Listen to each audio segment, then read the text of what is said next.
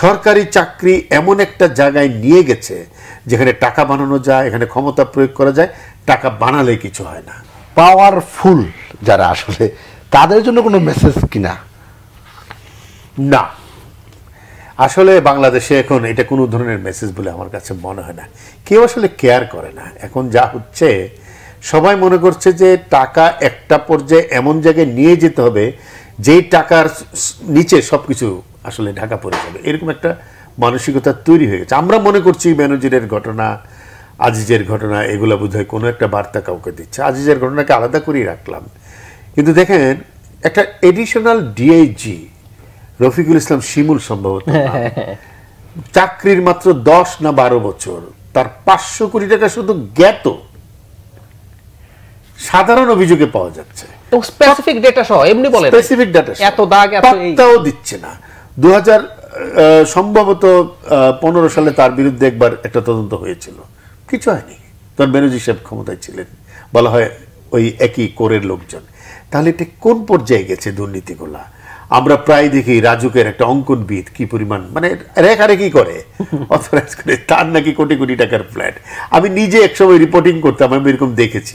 কিন্তু এটা এমন একটা পর্যায়ে বলছে, যেটাকে আমি বলছি একটা কথা আছে সেলফ রিএনফোর্সিং, সশক্তি বৃদ্ধিকরণ বাংলা করলে, অর্থাৎ দুর্নীতি এখন সশক্তি বৃদ্ধি করছে, দুর্নীতি নিজের শক্তি বৃদ্ধি করছে, এটা আকর্ষণীয় হয়ে উঠছে, এটা একটা কৃতিত্ব হয়ে দাঁড়িয়েছে। যার কারণে দেখবেন ইউনিভার্সিটির ছেলেমেয়েরা পাগল হয়ে যাচ্ছে যে বিসিএস দিতে হবে, বিসিএস না হোক একটা সরকারি চাকরি পেতে হবে, যে কোনো একটা বিষয়। সরকারি চাকরি এমন একটা জায়গায় নিয়ে গেছে যেখানে টাকা বানানো যায়, এখানে ক্ষমতা প্রয়োগ করা যায়, টাকা বানালে কিছু হয় না। আপনি সাব রেজিস্ট্রি অফিসে যান, কর্মকর্তাদের দুর্নীতির খোঁজ নেন, কাস্টমসের খোঁজ নেন, পাগল হয়ে যাওয়ার অবস্থা হবে। এটা একটা বাংলাদেশে এখন যে অবস্থাটা দাঁড়িয়েছে, দুর্নীতি একটি সত্যিকারে অর্থে কৃতিত্বপূর্ণ কাজে পরিণত হয়েছে। ইউএনডিপির একটা বাইনারি অফ কারাপশন বলে একটা থিওরি আছে, সেখানে বলা হয়েছে যে 10 ধরনের ক্রাইম হয়। কেউ হলো প্রকল্পের টাকা মেরে দেয়, কেউ হলো ছোট ছোট দুর্নীতি করে ইলেকট্রিক বিলের টাকা মারে, কেউ হলো পানি বিলের টাকা মারে, কেউ হলো এরকম ইউটিলিটি বিলের টাকা মারে। সবচেয়ে বড় যেটা হয় সেটা হলো যোগ সাজসের দুর্নীতি।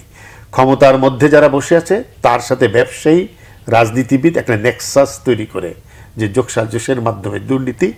এটা এই সমস্ত দেশগুলিতে, উন্নয়নশীল এবং অনুন্নত দেশগুলিতে বেশি হয় বলে ইউএনডিপির ওই বাইনারি অফ কারাপশন রিপোর্টে বলা হয়েছে। আমাদের এখানে ঠিক এটাই করছে, যোগ সাজস, ক্ষমতা কাঠামোর যোগ সাজস।